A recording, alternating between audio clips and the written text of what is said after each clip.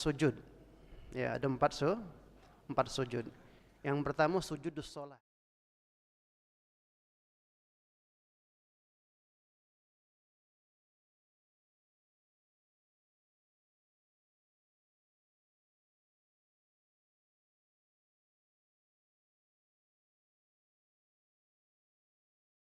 Kemudian yang kedua apa lagi? Sujud syukur.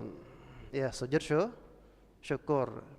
Nah, kalau sujud sholat tadi jelas ya keberadaannya kita gawekan di dalam sholat. Nah, kalau sujud syukur ini sujud yang kesunahannya di luar sholat. Tidak ada ceritanya istilahnya sujud syukur dalam sholat.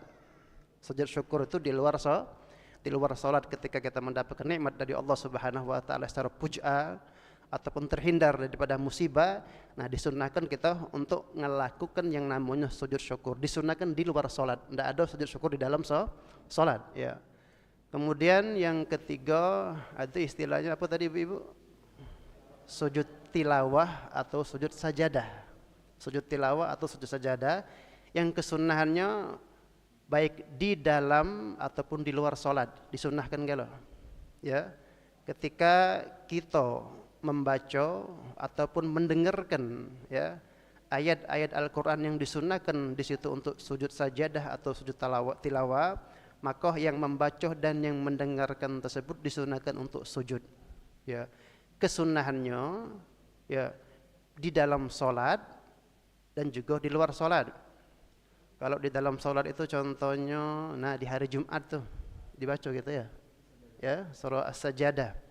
Ya di setiap subuh hari Jumat, ya itu kan kita sujud sajadah.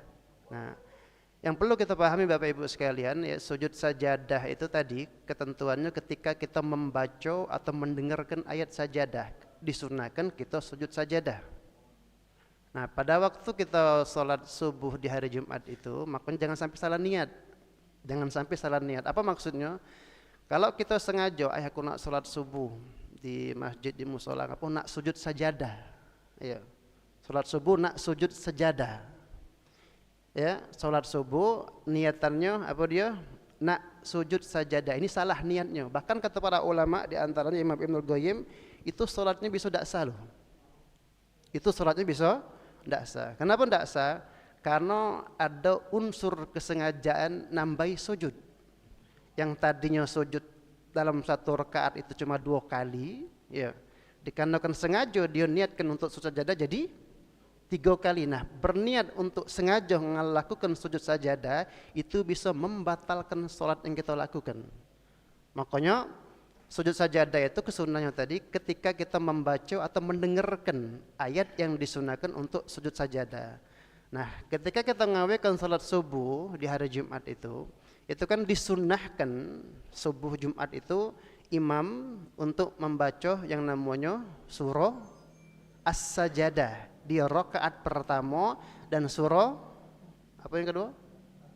Al-Insan di rakaat kedua.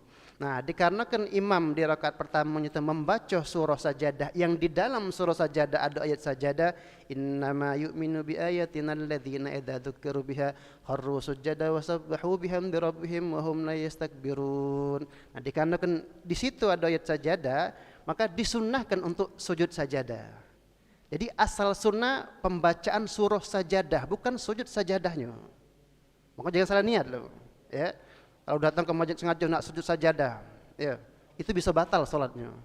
Tapi niat dianya untuk sholat subuh berjamaah di masjid itu apa? Untuk mendengarkan surah sajadah yang disunahkan pembacaannya di subuh Jumat.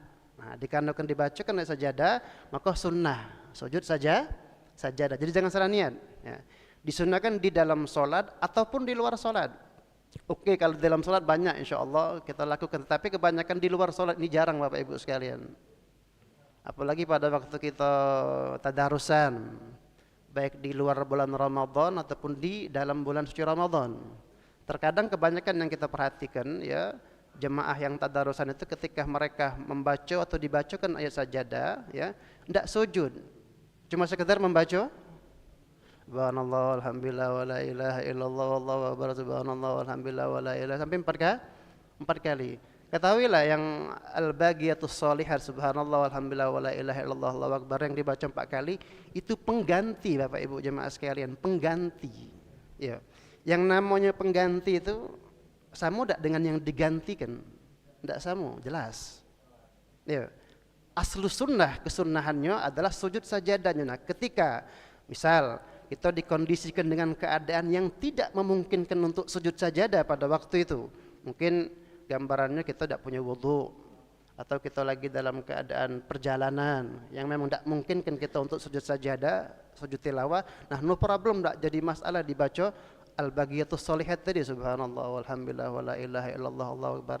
Tapi jika memungkinkan pada waktu itu kita untuk sujud sajadah, maka afdalnya bahkan sunnahnya luar biasa sujud sajadah. Nah, ini kebanyakan jarang dilakukan oleh jamaah yang tadarusan. Ya. Jadi kalau kita terusan dibacakan ayat sajadah itu kalau tidak salah ada 14 ya, 14 tempat di dalam Al-Qur'an yang disunnahkan kalau dibacakan ayatnya itu kita sujud sajadah. Nah, ketika dibacakan lagi baca Quran, kita baik kita sendirian baca Al-Qur'an atau tadarusan, sujud sajadah. Ya. Cak mana sujud sajadah di luar salat Bapak Ibu sekalian? Ada yang pernah melakukannya atau dilakukan di masjid kita? Jadi misal nih kalau kita pegang Al-Quran atau mushaf ya taruh dulu mushafnya tapi jangan dikapar ke. Ada sebagian dosa sajadah Qurannya dikaparkan sih. Nah, ini tidak bagus. Ya. Ada lekar taruh dulu di pucuk lekar. Jadi ngadep kiblat. Ya, ngadep kiblat kalau kita buat apa? Buat tadarusan itu pada waktu buat lingkaran jadi ngadep kiblat jemaahnya. Memang syarat sujud sajadah diantaranya sebagaimana syarat sahnya salat. Berwudu dan ngadep ke arah kiblat. Jadi kita ngadep ke arah kiblat. Tidak perlu nak tegak, tidak perlu harus tegak, enggak. Jadi pada waktu duduk itulah. Makanya kata para ulama fikih ada 7 rukun sujud sajadah di luar salat. Tapi kalau di dalam salat tidak perlu pakai rukun ini lagi, langsung be. Maksudnya ketika dibacakan sajadah Allahu Akbar ya. Nah, ketika di luar salat, jadi yang pertama apa? Yang pertama niat. Kapan niat ini dibaca pada waktu takbiratul ihram. Itu yang kedua. Jadi Allah nawaitu sujud sajadah. Bukan usolli sujud sajadah. Usolli itu salat ya. Nawaitu sujud sajadah atau nawaitu sujud tilawah. Allah sengaja aku sujud sajadah akbar ya. Nah, ditaruh tangannya di sini tafadhal, tidak juga tidak jadi masalah. Kemudian apa lagi? Ada yang ingat? Sujud langsung, ibu-ibu pintar. Tidak perlu baca Fatihah. Allah nawaitu sujud sajadah atau tilawah akbar. Kemudian sujud. Allahu akbar. Baca yang disunnahkan apa dia bacaannya? Sajadah wajih sampai selesai. Nah, terkadang juga Bapak Ibu jemaah sekalian yang menjadi sebagaimana yang banyak disampaikan oleh jemaah-jemaah kita, ketika kita tanya mereka kenapa tidak sujud sajadah? Ustaz, kami tidak apal bacaannya. Ya, kami tidak apal bacaannya. Sama halnya seperti sujud sahwi nantinya. Kenapa tidak sujud sahwi? Kami tidak apal bacaannya. Jadi Bapak Ibu sekalian, yang disunnahkan itu sujudnya loh. Yang menjadi asal sunnah sujudnya. Sedangkan bacaannya itu ya sunnah yang ada di dalam sunnah. Nah, ketimbang kita ninggalkan dua-dua dikarenakan tidak hafal, lebih baik kita tinggalkan siko. Tidak jadi masalah sujud walaupun tanpa dengan bacaan. Nah, terkadang tidak sujud sama sekali ketika ditanya apa dia tidak hafal bacaannya. Nah, ini sayang. Walaupun tidak hafal bacaan sujud sajadah ataupun tilawah, tidak hafal bacaan sujud sawi, kesunahan aslinya apa dia? Sujudnya itu. Nah, lakukan sujudnya. Walaupun tidak bacaan, tapi biar pahalanya lebih istimewa lagi kalau bisa dihafalkan bacaannya sebagaimana yang dibacakan tadi. Nah, kemudian yang ketiga dia sujud, yang keempat tumakninah di dalam sujudnya. Kemudian yang ke berapa itu? Yang kelima apa tadi? Niat takbiratul ihram, kemudian duduk, sujud, tumakninah, kemudian salam. Assalamualaikum warahmatullahi, cukup sekali. Kemudian tartib. Nah, ini rukun sujud sajadah atau sujud tilawah di luar sholat. Makanya kami sampaikan dikarenakan kami banyak dengar kabar kalau di masjid itu kan ada tadarusan. Ya. Kadang tadarusan itu sekali, 2 kali, bahkan 3 kali ada ayat yang dilakukan yang namanya sujud sajadah biar dapat pahala luar biasa. Ya, itu. Nah kemudian yang keempat, yang pertama tadi sujud dalam sholat, yang kedua sujud syukur, yang ketiga sujud tilawah atau sujud sajadah, yang keempat sujud sahwi. Nah kalau sujud sahwi ini disunahkan hanya di dalam sholat. Ya, sujud syukur tadi di luar sholat, sujud tilawah di dalam dan di luar sholat. Kalau sujud sahwi kesunahannya hanya di dalam sholat. Nah mengenai sujud sahwi Bapak Ibu sekalian, apa artinya sujud sahwi? Sujud lupa. Cak mana cerita sujud lupa itu? Sujud lupa. Sujud yang sebabnya karena lupa ya. Sujud yang sebabnya karena lupa. Perlu kita pahami juga Bapak Ibu sekalian ya, kesunahan sujud sahwi ini yang pasti ya Nabi SAW ngelakukannya. Ya, ngelakukannya. Tadi kan sujud sahwi itu sujud yang sebabnya karena lupa. Nah, ada hal yang mendetil yang harus kita pahami. Yang pasti ini sunnah Nabi SAW. Betul? Berarti kan Nabi SAW sujud sahwi. Pertanyaan Bapak Ibu sekalian, apakah Nabi SAW lupa dalam sholatnya? Iya. Apakah Nabi SAW ketika beliau sholat lupa dalam sholatnya? Sebagaimana kita sholat? Nah ini hal mendetil yang harus dipahami. Betul, sujud sahwi itu sujud yang kesunahan kita sujud itu karena sebabnya lupa. Nah, yang pastikan ini kan disunnahkan Nabi SAW. Beliau sujud sahwi. Pertanyaannya, apakah Nabi SAW ketika sholat beliau lupa? Ya. Kalau tidak lupa, kenapa beliau sujud sahwi? Memberikan edukasi pada umatnya. Jamil, bagus, fadhal, luar biasa. Ya. Nah, jadi ini hal mendetil yang harus kita pahami. Ya. Jadi jangan kita samakan sholatnya Nabi seperti sholatnya kita pada waktu kita sholat lupa. Nah, jangan sekali-kali demikian. Ya. Jangankan di dalam sholat Bapak Ibu sekalian, di luar sholat Nabi pernah bersabda, tanamu ainaya walayanamu golbi. Boleh jadi mata aku mejem teduk tapi hati aku tidak, kata Nabi. Itu di luar sholat loh. Kata Nabi, boleh jadi mataku terpejam karena tertidur, tapi walayanamu golbi, hatiku tidak tertidur. Ini khususiyah yang Allah berikan kepada seluruh Nabi dan Rasul. Boleh jadi mata mereka mejem, tapi hati mereka selalu bersama Allah. Makanya sebagaimana yang disampaikan tadi, jadi istilah lupa yang Nabi sujud sahwi karena sebabnya itu edukasi pelajaran buat syariat ya, yang disyariatkan di dalam agama kita, agama Islam, untuk umat Nabi Muhammad SAW. Bahkan disebutkan di dalam kitab-kitab sejarah, Nabi pernah sujud sahwi karena 5 hal. Ya, pernah Nabi satu kali ragu jumlah bilangan rakaat, ragu-ragu di jumlah bilangan rakaat. Ya, pernah juga pada salat zuhur Nabi 2 rakaat salam. Assalamualaikum warahmatullahi, assalamualaikum warahmatullahi, 2 rakaat salam pada salat zuhur. Ditanya sama sahabat, ya Rasulullah, aqsarta am atmamta? Engkau ini qasar atau salat tamam? Ketika ada yang negur demikian dari belakang, langsung Nabi tegak, Allahu Akbar. Ya, langsung tegak. Ini diantaranya. Kemudian pernah juga Nabi tidak ada tasyahud awal. Kan setelah 2 rakaat kan tasyahud awal. Nabi langsung tegak, Allahu Akbar. Itu sekali. Kemudian juga Nabi pernah salam dari 2 rakaat yang tadi contohnya. Kemudian yang keempat pernah juga salam dari 3 rakaat. Kemudian yang kelima Nabi pernah sholat 5 rakaat. Nah, ini yang pernah dilakukan Nabi SAW. Tapi perlu kita pahami ya, kalau kita melakukan hal demikian memang lupa. Ya, tak katik nian memang di pikiran kita, lupa sama sekali. Beliau enggak. Makanya adanya sujud sahwi ini atau hal-hal yang digambarkan tadi, apa dia, karena untuk syariat. Jadi ketika kita sholat terus terjadi hal-hal demikian, tahu cara menyikapinya dan bagaimana sunnah Nabi SAW di dalam menyikapinya. Nah, itu yang harus kita pahami mengenai sujud sahwi. Kemudian Bapak Ibu sekalian, hukum sujud sahwi itu sepakat para ulama mengatakan sunnah. hukum sujud sahwi itu sunnah.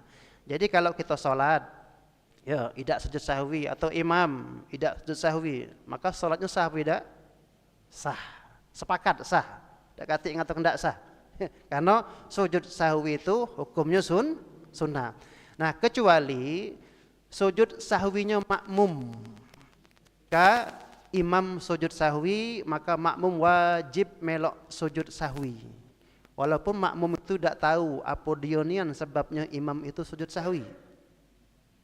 Bisa dipahami? Ya. Kapan sujud sahwi hukumnya wajib? Sujud sahwinya makmum. Ketika imam sujud sahwi. Jadi, misal imam lupa maca tasyahud. Ya, bangun langsung di qiraat ketiga. Nah, sebelum salam imam sujud sahwi. Allahu akbar. Makmum wajib mengikuti sujud sahwinya imam. Baik itu makmum muafik yang memang datang bareng sama imam ataupun makmum masbuk sekalipun. Ya. Terkadang kan makmum masbuk kan tidak tahu apa sebabnya. Betul?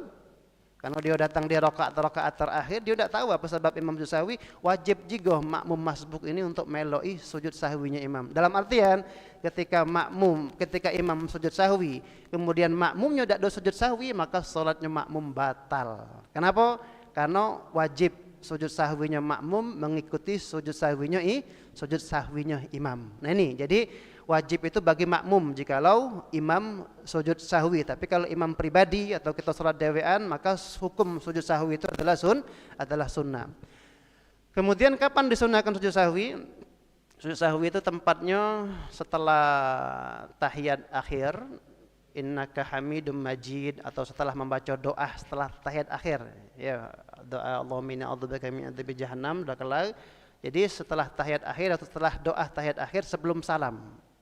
Nah inilah tempat kesunahan kita nak sujud sahwi setelah tahiyat akhir sebelum salam. Makanya katik cerita sujud sahwi setelah salam. Karena ada kejadian. Ada kejadian di salah satu masjid pengajian kita di Perumnas, ya. Sudah kata imam, assalamualaikum warahmatullahi, assalamualaikum warahmatullahi. Ada jemaah negau, Pak Imam sujud sahwi. Sabi Allahu akbar. Ada yang negawar di belakang, ada makmum negawar. Pak Imam sujud sahwi imam, Allahu akbar. Tidak disunnahkan lagi. Ya, ketika sholat itu sudah kita tutup dengan salam, ya, walaupun salamnya, kecuali kalau salamnya lupa. Ya, salam lupa ini maksudnya apa dia? Dia udah ingat kalau nak sujud sahwi, keceplos contohnya. Nah, ada apa-apa jadi masalah. Tapi kalau dia sudah sengaja tutup sholatnya dengan salam, maka tidak disunnahkan lagi setelah salam itu sujud sahwi, karena dak kati ceritanya sujud sahwi selesai salam antara tahiyat akhir sebelum salam, ya itu tempat sujud sahwi. Berapa kali sujud sahwi? Dua kali. Jadi innaka hamidum majid, Allahu akbar, ya. Baca yang disunnahkan bacaannya apa dia ibu? Apa? Subhanalladzi la yanamu wa la yashu, atau subhanaman la yanamu wa la yashu. Ya, itu bacaan yang disunnahkan ketika kita sujud sahwi. Ada sebagian ulama nambahi, ya, itu bacaan ibu-ibu subhanalladzi la yanamu wa la yashu kalau ketika kita melakukan sebab sujud sahwi itu memang lupa baca itu. Nah, tapi kalau sengaja, misal sengaja tidak nak tasyahud awal, kan tasyahud awal kan hukumnya sunnah, ya sengaja, maka kata para ulama bacaannya bukan itu. Kalau tadi bacaannya karena lupa, oke, subhanalladzi la yanamu wa la yashu sebagaimana sesuai dengan artinya sendiri. Maha suci Allah Subhanahu wa taala, zat yang tidak pernah tidur, tidak pernah lupa. Nah, tapi kalau sebab sujud sahwi kita sengaja ngalakukannya seperti memang tidak nak tasyahud awal, ya, maka bacaannya istighfar. Astaghfirullah, astaghfirullah, astaghfirullah. Jadi sebagian ulama ada yang membedakan, ya. Jadi pada waktu sujud pertama baca subhanalladzi yanamu wa la yashu atau istighfar, kemudian duduk antara dua sujud. Nah, duduk antara dua sujud ini Bapak Ibu jemaah sekalian, ya duduk baik, tidak perlu baca Rabbi firli warhamni wajibuni warfa'ni warzuqni wahdini wa'afini wa'afini, tidak perlu. Duduk baik sebentar. Ya. Duduk betul namanya duduk antara dua sujud, tapi tidak perlu nak bacaan Rabbi firli warhamni sampai selesai. Duduk be. Allahu Akbar, kemudian sujud lagi. Allahu Akbar, baca lagi subhanalladzi la ilaha illa huwa sifat, kemudian Allahu Akbar. Ya. Baru salam. Nah, yang pernah kita sempat jelaskan di kesempatan 2 bulan yang lalu, kalau kita nak sujud sahwi, ya, sunnah duduk tahiyat akhir kita itu duduk iftirash, jangan duduk tawaruk. Kalau duduk iftirash, duduk pecah tahiyat awal. Kalau kita nak sujud sahwi, makanya ini tanda yang bisa kita ketahui dari imam itu, ya, atau dari siapapun yang sholat, atau pribadi kita ketika kita nak sujud sahwi, pada waktu maca tahiyat akhir, at-tahiyatul mubarakat sampai selesai. Nah, duduknya jangan duduk tawaruk. Seperti biasa kita tahiyat akhir, jangan. Yang kaki kiri kita keluarkan, jangan. Karena ketika dia nak sujud sahwi, kesunahan duduk tahiyat akhirnya itu duduk iftirash. Ya. Yang maaf, bokong kita, pantat kita menduduki kaki kiri kita. Itu sunnahnya. Jadi diganti duduknya. Nah, itu ciri khas kalau imam atau kita nak sujud sahwi. Apa dia? Duduk pada waktu maca tahiyat akhir itu dengan duduk iftirash, ya, jangan duduk tawaruk, karena yang disunahkan adalah duduk iftirash. Kemudian sudah selesai baru salam. Nah, ini yang mengenai tempat, ya, kapan disunahkan sujud sahwi. Kemudian mengenai faedah, Bapak Ibu sekalian, jadi guna sujud sahwi itu apa dia? Gunanya, faedahnya untuk nampel, nutupi. Ketika kita tidak melakukan sunnah abad, ya, karena di antara kesunahan yang disunahkan kalau seseorang sholat ninggalkan sunnah abad, disunahkan sujud sahwi, karena sunnah abad itu luar biasa. Seperti tasyahud awal, kunut dan lain sebagainya. Nah, ketika kita tinggalkan ini sunnah, itu sholat kita itu ada yang kurang. Ayo, sholat kita itu ada aibnya, ada celahnya. Ayo, maka untuk nutup aib, celah, kekurangan ini disunahkan sujud sahwi. Makanya kata para ulama, jabrus sholah, sunnah sujud sahwi itu difaedahnya apa dia? Untuk menutupi kekurangan yang ada di dalam sholat kita. Makanya faedahnya luar biasa, ya. Yang pasti itu sunnah Nabi sallallahu alaihi wasallam. Nah, kemudian selanjutnya mengenai sebab. Nah, ini Bapak Ibu sekalian yang perlu kita pahami. Jadi sebab-sebab inilah yang kalau kita lakukan kita disunahkan sujud sahwi. Ya. Di sini sebutkan ada 4 sebab sujud sahwi. Ya. Yang pertama, tarku abadis shalah au ba'dil ba'. Karena kita meninggalkan sunnah abad. Di dalam sholat itu Bapak Ibu sekalian ada namanya sunnah abad dan juga ada namanya sunnah hayat. Ya. Nah, sunnah abad ini tidak ada banyak. Ya, tidak ada banyak. Di antaranya di kitab Safinatun Najah itu, ya, itu ada 6 atau 7 sunnah abad itu. Nah, di antara sunnah abad apa dia? Tasyahud awal. Itu sunnah abad. Kemudian apa lagi? Kunut. Itu sunnah abad juga. Apa lagi? Ada yang masih ingat? Baca sholawat kepada keluarga Nabi di tahiyat akhir. Ingat? Baca sholawat kepada sahabat Nabi kepada keluarga Nabi, ya, di tahiyat akhir. Itu sunnah abad. Ya, kalau salawat Nabi sallallahu alaihi wasallam, ya, di tahiyat akhir itu rukun. Ya, kalau salawat Nabi di tahiyat akhir itu merupakan rukun. Nah, salawat kepada keluarga Nabi. Allahumma shalli ala sayyidina Muhammad wa ala ali. Wa ala ali di situ. Ali itu namanya dan kepada keluarga Nabi sallallahu alaihi wasallam. Nah, itu di tahiyat akhir hukumnya sunnah abad. Tapi kalau di tahiyat awal apa hukumnya? Nah, kalau di tahiyat awal tidak usah dibaca Bapak Ibu sekalian. Di tahiyat awal itu cukup salawat kita itu Allahumma sholli ala sayyidina Muhammad, sampai situ bae. Ya. Kalau di tahiyat awal Ya, Allahumma sholli ala sayyidina Muhammad. Tidak usah ditambahi wa ala ali sayyidina Muhammad. Bahkan sepakat para ulama ngatakan hukumnya makruh. Ya. Kalau kita tahiyat awal nih wa ala ali sayyidina Muhammad, nambahi wa ala ali sayyidina Muhammad itu hukumnya makruh. Ya. Kenapa? Karena batas tahiyat awal itu Allahumma sholli ala sayyidina Muhammad. Maka tidak usah dibaca wa ala ali sayyidina Muhammad. Nah, kalau selawatnya dewek yang di tahiyat awal itu, nah itu hukumnya sunnah abad. Bisa dibedakan Bapak Ibu sekalian ya. Jadi selawat Nabi, kesimpulannya cak ini, selawat kepada Nabi kalau di tahiyat akhir rukun, wajib. Ya, tapi kalau tahiyat awal sunnah abad. Bedakan. Selawat Nabi di tahiyat akhir itu rukun, wajib. Allahumma sholli ala sayyidina Muhammad di tahiyat akhir. Kalau di tahiyat awal sunnah abad. Nah, selawat kepada keluarga Nabi. Kalau di tahiyat akhir hukumnya sunnah abad. Tapi kalau di tahiyat awal tidak disunnahkan.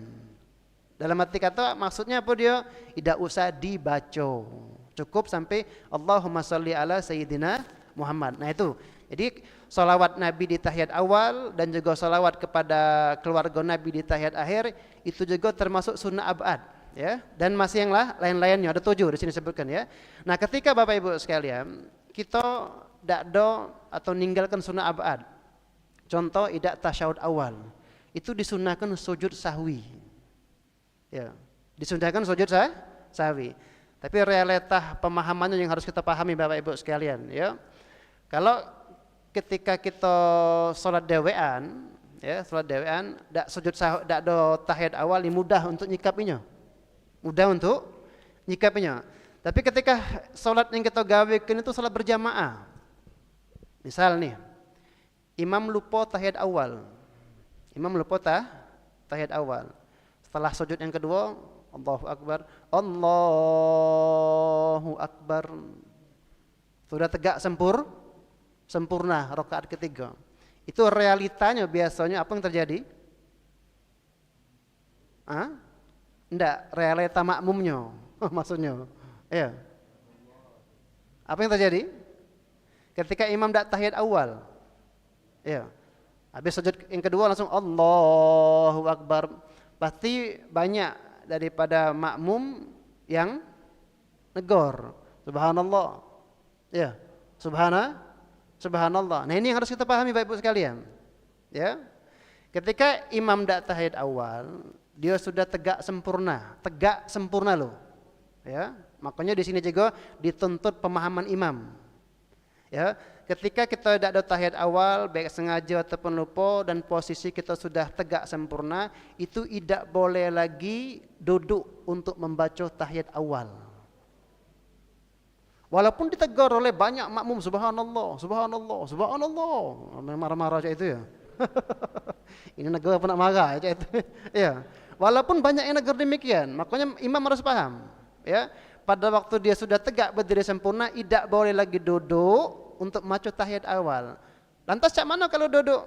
Dikarenakan banyak yang negur tadi, Allahu Akbar, itu salatnya batal. Ya, salatnya batal. Kenapa kira-kira sebab bisa jadi batal salatnya Bapak Ibu sekalian? Ada yang ingat? Apa sebabnya? Dia tegak sempurna nih. Allahu Akbar rakaat ketiga. Tahu-tahu dikarenakan ada yang negor tadi, ya, duduk dia. Allahu Akbar. Itu salatnya batal. Salatnya batal. Nah, kenapa batal? Nah, itu jawabannya, pintar Ibu itu. Karena dia sudah di posisi tegak. Dan tegak itu hukumnya wajib.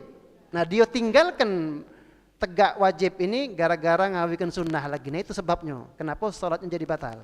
Jadi ingat, yang pertama, kalau kita tidak tahiyat awal, kemudian posisi kita sudah tegak sempurna, jangan duduk lagi. Biarlah makmum nak berjeget-jegetan, subhanallah, biarlah, kendaklah.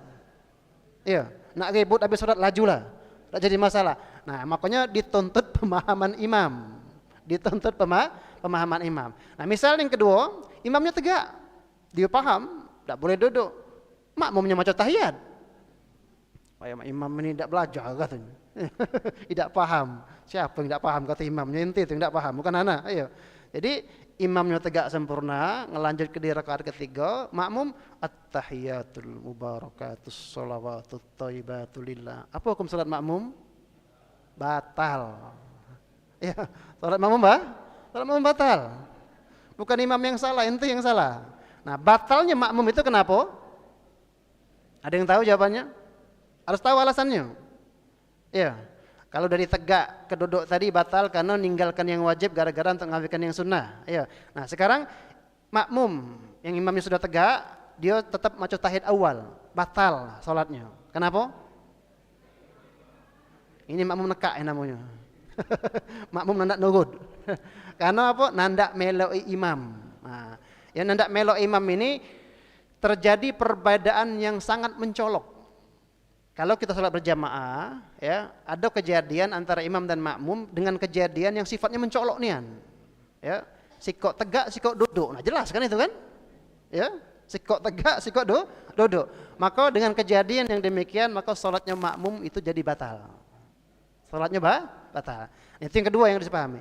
Nah, yang ketiga, terkadang juga ya ketika imam nak bangun dari sujud tadi, ya, sebelum sempurna tegak, dia ngerim, tahu ngerim enggak?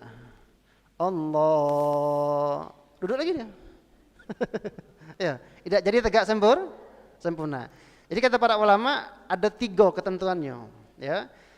1, ketika imam sudah tegak sempurna, tidak boleh lagi duduk untuk maca tahiyat awal, salatnya bisa batal. Nah, yang kedua, yang ketiga boleh ini. Kalau dia belum tegak sempurna,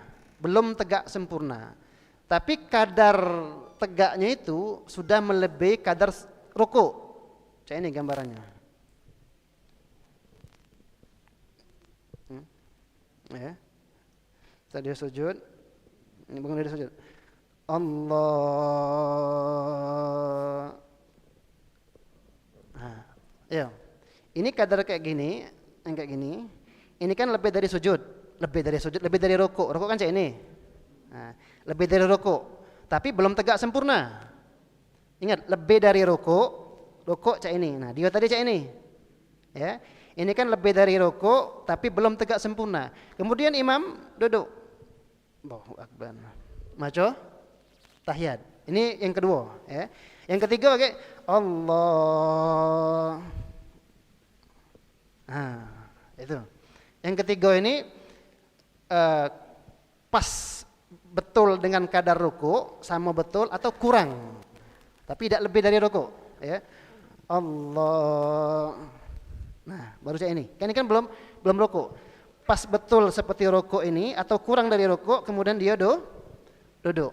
Nah, gambaran yang kedua sama ketiga ini, ya, imamnya tahiyat awal hukumnya boleh. Tak jadi masalah. Yang tidak boleh itu cuma sikok tadilah. Apa dia? Kalau sudah tegak sempurna, tidak boleh lagi duduk maca tahiyat awal. Tapi kalau belum tegak sempurna, tapi kadarnya lebih dari ruku, boleh dia duduk maca tahiyat awal. Yang ketiga, kurang pas betul seperti kadar ruku atau kurang, boleh juga duduk maca tahiyat awal. Boleh kalau. Nah, bedanya yang kedua sama yang ketiga, kalau yang kedua disunahkan sujud sahwi. Ya. Yang kedua disunahkan sujud sahwi, tapi yang ketiga tidak disunahkan sujud sahwi. Nah, itu bedanya. Jadi pahami Bapak Ibu sekalian? Bisa biar tidak lupa, praktekkan di rumah. Ya. Nah, ini ketentuan sujud sahwi, ya. Nah, bisa dipahami Bapak Ibu sekalian sampai sini? Nah, maksudnya kenapa demikian? Jangan sampai kaget yang pastinya seperti yang awal tadi itu kaget ada keributan, ya. Tidak pada waktu di dalam sholat, di luar sholat. Makanya imam terkhusus harus memahami hal yang demikian, jangan sampai terjadi. Nah, ketentuan ini tasyahud awal ini sama halnya seperti kunut juga. Sama halnya seperti kunut.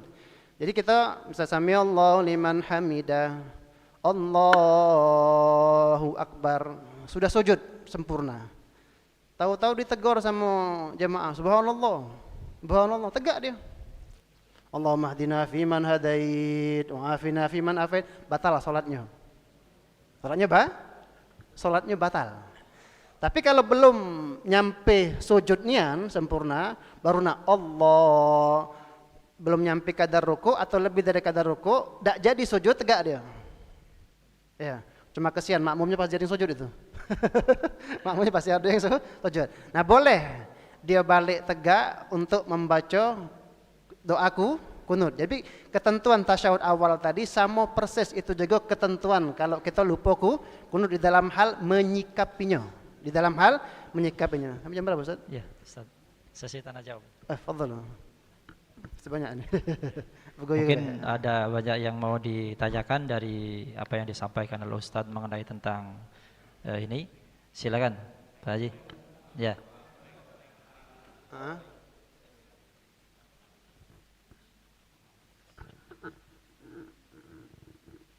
Assalamualaikum warahmatullahi wabarakatuh. Waalaikumsalam warahmatullahi wabarakatuh. Ustadz yang kami hormati, tadi di awal tadi 4 sujud tadi, salah satunya lah sujud dalam sholat yang wajib itu.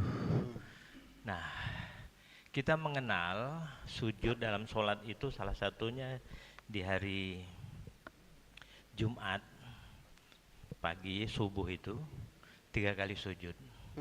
Cuman tadi Ustadz menyampaikan hati-hati niatnya tadi. Jangan pergi ke masjid itu karena sujud yang 3 kali tadi. Bahaya tadi kan batal. Nah, hari Jumat itu hari rayanya sepekan. Hari yang sangat ditunggu-tunggu. Karena pada hari itu diyakini dalam hadis itu berbagai kegiatan ibadah itu pahalanya lebih besar dibandingkan hari-hari yang lain.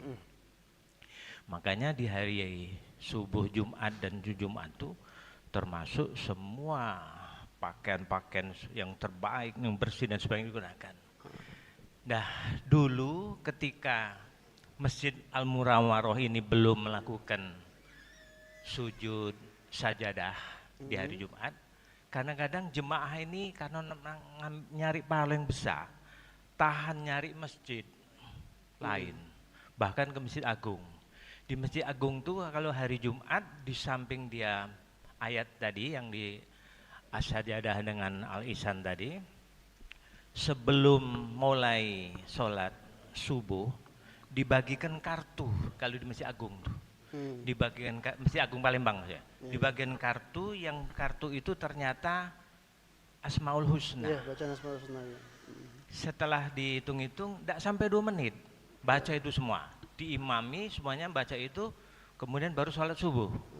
Nah, artinya sholat berjemaah subuh yang 3 sujud dan baca Asmaul Husna itu menjadi salah satu niat. Jadi niatnya itu bisa berlapis. Yang pertama memang nak sholat subuh, karena itu yang paling baik. Kemudian karena di sana 3 kali sujud. Nah, bagaimana menegaskan niatnya, jadi niat yang berlapis? Barangkali itu, ya. Soalnya tadi ada yang agak bahaya kata Ustadz tadi, jadi, jangan sampai salah niat. Nah, tapi salah satu niatnya, karena di sana tuh nak sajadah. Nah, sujud sajadah. Jadi kan nak besak kepala intinya itu. Nah, itu bagaimana untuk menegaskan, meneguhkan niat supaya yang berlapis tadi. Terima kasih. Cuma diluruskan baik. Diluruskan baik. Mana ngeluruskannya? Tadi kita jelaskan kesunahan sujud sajadah, sujud tilawat itu karena dibacakan ayat sajadahnya. Ya. Nah, jadi ketika kita ke Masjid Agung atau ke masjid-masjid yang di situ ada sujud sajadah, kita sholat di situ, ya. Jadi apa? Untuk mendengarkan surah sajadah yang dibacakan. Beda loh, ya. Karena di masjid itu dibacakan surah sajadah, jelas lebih afdal ketimbang masjid yang di situ tidak dibacakan surah sajadah. Nah, dikarenakan di situ ada ayat sajadahnya di surah sajadah, disunahkan sujud sajadah. Jadi kita ngambil niat di asal sunnah, bukan cabang sunnah. Asal sunnahnya itu coba misal, kalau dibacakan selain surah yang di situ tidak ada ayat sajadah, tahu-tahu sujud sajadah, boleh apa tidak? Tidak boleh. Dikarenakan memang dikhususkan hari Jumat itu pembacaannya surah sajadah, rakaat pertama, kemudian al-insan rakaat kedua khusus itu. Ya, maka afdol kita ngawikan salat di masjid yang di situ dibacakan surah sajadah. Nah, dikarenakan ada ayat sajadah di dalamnya itu, ya. Misalkan dikarenakan tak kata ayat sajadah juga, kita ngambil sunnah pembacaan surahnya itu. Ya. Jadi sunnah dibacakan surah sajadah yang di dalamnya ada sajadah, nah barulah kita dapat pahala. Jadi kalau kita niatkan yang pertama, itu yang kedua pasti melo. Dapat dua-duanya, langsung satu paket. Tapi kalau kita niatkan yang dua, nah ini salah. Kata para ulama berarti dia dari rumah sudah ada unsur kesengajaan nak nambahi sujud. Padahal sujud itu ketentuannya satu rakaat cuma 2 kali. Aku nak sujud sajadah. Berarti kan niatnya nak sujud sajadah. Iya, niatnya nak sujud saja. Nah ini yang perlu diperhatikan, yang perlu dipahami oleh para ulama fikih. Secara mendetil mereka mengatakan itu sama seperti dia ada keinginan niat nambahi sujud di dalam solat. Yang tadinya cuma 2 jadi 3. Nah itu bisa membatalkan solat dia. Jadi cuma luruskan niatnya. Jadi kita sholat di Masjid Agung atau di situ masjid yang ada pembaca, ada susajadahnya, kita niatkan sholat itu apa? Karena dibacakan di subuh Jumat di masjid itu, di mushola itu surah sajadah. Nah itu pahalanya besar. Nah itu pahala karena ada ayat sajadah, baru kita sujud sajadah. Jadi diluruskan niatnya itu. Ya, baik. Ada lagi Bapak Ibu yang ingin ditanyakan? Assalamualaikum Pak Ustadz. Waalaikumsalam. Di mana? Di sana di sini. Dia tuh. Ini mengenai sujud sawi ya. Sahwi. Ya, jadi misalnya ini untuk orang tua, cuma aku ini kan sudah namanya sepuh. Kadang-kadang ini galak ngeblank. Jadi pas sudah sholat itu, nah berkacamuk. Ini level 3 rakaat apa 4 rakaat. Jadi oleh karena tadi itu oleh karena udah anu tuh, jadi ngulang itu. Nah iya betul. Boleh Iya. nggak itu? Sayang rugi kalau ngulang dari awal. Iya? Sayang. Rugi kalau ngulang dari awal, ngulang takbir baru lagi. Iya ini ngurang nih. Nah, rugi. Ruginya? Nah, ruginya maka jawabnya cak ini. Jadi, Bapak Ibu sekalian, ya. Assalamualaikum warahmatullahi. Assalamualaikum warahmatullahi. Atau biasanya sebelum salam itu juga sudah ada terlintas dalam hati kita. Ini rakaat terakhir atau belum? Iya, misalnya kalau Isya itu ini 3 atau 4. 3 atau 4, ya. Maka ketika ada pemikiran demikian, ragu-ragu mengenai jumlah rakaat, jawabannya sih kok mudah, sih kok jawabannya. Mbe hitungan rakaat yang paling kecil. Itulah yang yakin. Jadi kalau 3, 4, 3, tetapkan itu 3. Ya, tetapkan itu 3. Ini di dalam hati ini kacau nian Pak Ustaz. Teko-teko ayat yang baca terlupa. Aku tadi baca apa? Ini berapa rakaat. Jadi kacau di dalam hati ini. Jadi lebih baik itu ngulang aku itu. Oke, buat monitor di depan Pak Siko, pencet 1 rakaat, 2 rakaat. Jadi kejadian saya itu tadi, balik pembahasan tanya Bapak tadi. Jadi ketika ragu-ragu jumlah rakaat, ya yakin itu rakaat ketiga. Jadi Bapak ada kewajiban tambah lagi 1 rakaat. Ya, ini 3 atau 4 selesai belum selesai. Itu cari hitung rakaat yang ketiga, paling kecil. Ya. Nah, kemudian tambah 1 rakaat. Ya, nah sebelum salam setelah tahiyat akhir sujud sahwi. Ya. Jadi sujud sahwinya tuh langsung tadi. Jadi sujud sahwi tadi kan misalnya ini. Jadi 3, 4, jawabannya 3. Berarti Bapak tegak lagi Allahu Akbar tambah 1 rakaat keempat. Nah, selesai Allahu Akbar tahiyat akhir. Ya, at-tahiyatul mubarakatuh innaka hamidum majid. Jangan salam dulu. Sujud 2 kali. Allahu Akbar. Baca astagfirullah enggak apa-apa. Subhanalladzi la yanamu wa la yasmu. Allahu Akbar, duduk. Allahu Akbar. Allahu Akbar. Assalamualaikum warahmatullahi. Assalamualaikum warahmatullahi. Nah, cak itu be. Enggak usah ngulang dari awal. Nah, sudah, enggak apa-apa biarlah. Tidak apa-apa, tidak masalah. Tidak masalah, tidak jadi masalah Pak. Cak itu caranya. Kalau kita misalnya 2 rumah, orang rumah, ya. Jadi kita nih misalnya tahiyat pertama tuh liwat, tidak ada lagi tahiyat pertama. Iya. Jadi dia tidak baca nunjuk kode apa-apa. Aku ngomong, ngapa dah nunjuk kode? Biasa kan dia tuh dia juga tidak teringat. Mak mana kalau berdahim M, boleh tak? Kalau dia teringat apa berem? Kalau ibu-ibu mengingatkan apa sholat tepak baiknya. Ah, cak itu, ya ditepak. Kalau masih tidak kedengaran juga, cak tadi juga jawabannya. Sudah, tidak apa-apa tegak, teruskan rakaat ketiga keempat, rakaat keempat tanpa tahiyat awal, ya. Cuma kaget sebelum salam apa sujud sahwi, ya cak itu. Sebelum salam sujud sahwi. Assalamualaikum warahmatullahi wabarakatuh, Pak Ustaz. Jadi kita sebagai makmum ya, misalnya harus sesuai dengan apa yang dilakukan oleh imam, benar? Imam gerak gini kita nurut, imam baca ini kita nurut ya. Nah kalau misalnya antara makmum dengan imam itu tidak sama, apa hukumnya? Apa mubah, apa makruh, apa haram, atau batal? Nah itu misalnya begini. Tidak sama contohnya? Contohnya macam ini ya. Kalau sholat kita zuhur dan asar itu kita tidak kedengaran baca apa iya, betul. Tapi saking kita nak banyak amal ya, sudah Fatihah kita baca pula suruh. Padahal beda, yang dibaca oleh dia mungkin kulhu, kita baca kul a'udzu birabbil falaq misalnya, beda kan? Nah itu. Atau macam ini. Imam angkat tangan, kita kan harus angkat tangan. Nah, imam kunut, kita kunut, kan samunian kan? Jangan tersinggung kamu tuh ya. Imam angkat tangan, apa salahnya? Adab, ada juga adab dalam ibadah ini, ada adab. Adab kepada imam juga ada adab terhadap makmum. Ya. Nah, apa hukumnya maksud itu? Yang tadi beda, disengaja, ya. Posisi sawi juga misalnya tadi, ini bukan di masjid ini, ya masjid tempat lain yang saya lihat. Kalau sini aku tidak tahu. Ada imam kunut, ngangkat tangan. Nah makmum itu tenang baik dia. Bahkan ada macam-macam ini baik dia. Nah itu bukan berbeda maksud itu ya. Bukan di sini ya, maaf ya, bukan di sini. Di masjid lain. Terima kasih. Nah jadi Bapak Ibu sekalian, betul makmum yang tidak mengikuti imam, Nah bisa jadi itu membatalkan sholatnya, bisa jadi tidak membatalkan sholatnya. Ya. Nah bagaimana kriteria makmum yang tidak mengikuti imam batal sholatnya, yang kelihatannya terjadi perbedaan sangat mencolok.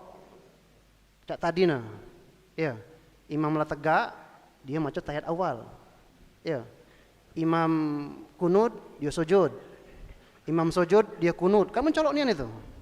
Perbedaan antara makmum dengan imam dengan perbedaan yang sangat mencolok, makmum nandak melo imam. Nah, ketika dia nandak melo itu mencolok nian, kejingoan nian, perbedaan yang nyata. Nah ini batal sholatnya makmum. Nah, tapi kalau ada perbedaan-perbedaan yang tidak mencolok seperti yang imam baca surah di zuhur sama asar, imam baca surah kita tidak baca surah, kita baca surah imam tidak baca surah, atau imam baca surah itu kita baca surah ini kan tidak tahu, tidak jadi masalah, no problem. Atau seperti juga seperti apa doa kunut, ada yang angkat tangan, ini tidak jadi masalah. Ya, masalah dalam arti kata tidak ada membatalkan sholatnya makmum, tapi makmumnya kurang afdol karena tidak dapat pahala sunnah. Karena ketika doa kunut itu diantara kesunahan doa kunut disunahkan ngangkat tangan. Nah, cak itu. Betul berbeda, imam ngangkat tangan, dia tidak ngangkat tangan. Betul berbeda, tapi perbedaannya tidak ada mencolok. Ya, tidak mencolok tapi tidak ada kejingoan berbeda nian. Nah, kalau ada berbeda itu kan berarti kan makmum nandak meloi imam. Nah, itu melo imam. Cuma makmumnya tidak ada melakukan sunnah yang disunahkan dalam doa kunut, apa dia ngangkat tangan pada waktu baca doa kunut. Itu be. Jadi kerugian itu makmum tidak ada sampai membatalkan sholat dia, cuma dia tidak dapat pahala sunnah ngangkat tangan pada waktu berdoa dengan doa kunut. Nah, itu be.